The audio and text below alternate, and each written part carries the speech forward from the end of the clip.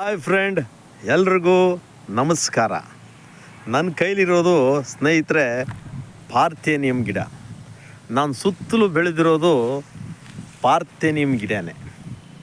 ಇವತ್ತು ಈ ಪಾರ್ಥೇನಿಯಂ ಗಿಡದ ಬಗ್ಗೆ ಒಂದಿಷ್ಟು ವಿಚಾರನ ಹಂಚ್ಕೊಳ್ಳೋಣ ಅಂತ. ಸ್ನೇಹಿತರೆ, ಇದು ಸಸ್ಯಗಳಲ್ಲಿ ಇದನ್ನು ಪಾರ್ಥೇನಿಯಂ ಅಂತ ಕರೀತಾರೆ. ಆದರೆ ನಮ್ಮ ಕರ್ನಾಟಕದಲ್ಲಿ ಇದಕ್ಕೆ ಇನ್ನೊಂದು ಹೆಸರಿದೆ, ಅದು ಕಾಂಗ್ರೆಸ್ ಗಿಡ ಅಂತ. ಇದಕ್ಕೆ ಕಾಂಗ್ರೆಸ್ ಗಿಡ ಅಂತ ಕರೀತಾರೆ ಸ್ನೇಹಿತರೆ. ಇದು ಕಾಂಗ್ರೆಸ್ ಗಿಡ ಅಂತ ಹೇಗೆ ಬಂತು ಇದಕ್ಕೆ ಹೆಸರು? ಅದೇ ಒಂದು ರೋಚಕ. 1947 ಸ್ವತಂತ್ರ ಆದಮೇಲೆ ಸ್ನೇಹಿತರೆ, ನಮಗೆ 64ನೇ ಇಸ್ವಿಯಿಂದ 1964ನೇ ಇಸ್ವಿಯಿಂದ ನಮಗೆ ಆಹಾರದ ಕೊರತೆ ಆಗುತ್ತೆ. ನಮ್ಮ ದೇಶಕ್ಕೆ ಆಹಾರ ಭದ್ರತೆ ಇರಲ್ಲ. ಎಲ್ಲನೂ ಬ್ರಿಟಿಷರು ದಿವಾಳಿ ಮಾಡಿಬಿಟ್ಟಿರ್ತಾರೆ. 1964ನೇ ಇಸ್ವಿಯಿಂದ ಶುರುವಾಗೋ ನಮ್ಮ ಆಹಾರ ಸಮಸ್ಯೆ 1977 ತನಕ ಕಾಡಕ್ಕೆ ಶುರು ಮಾಡುತ್ತೆ ಆಹಾರ ಭದ್ರತೆನ.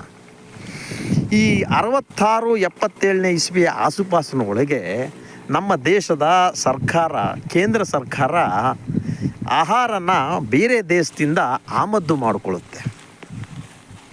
ಈ ದೇಶ ಯಾವುದು ಅಂತ ಹೇಳಿದ್ರೆ ಇಲ್ಲಿ ನನಗೆ ಕಾನೂನು ಸಮಸ್ಯೆ ಆಗುತ್ತೆ.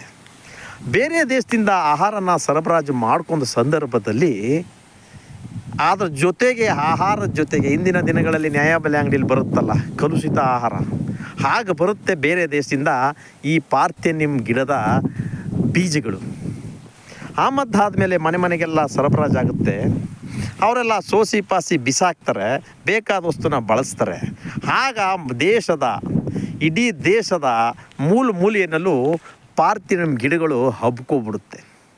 ಹಾಗಿದ್ದು ಕಾಂಗ್ರೆಸ್ ಸರ್ಕಾರ ಇದನ್ನು ತರುತ್ತಲ್ಲ.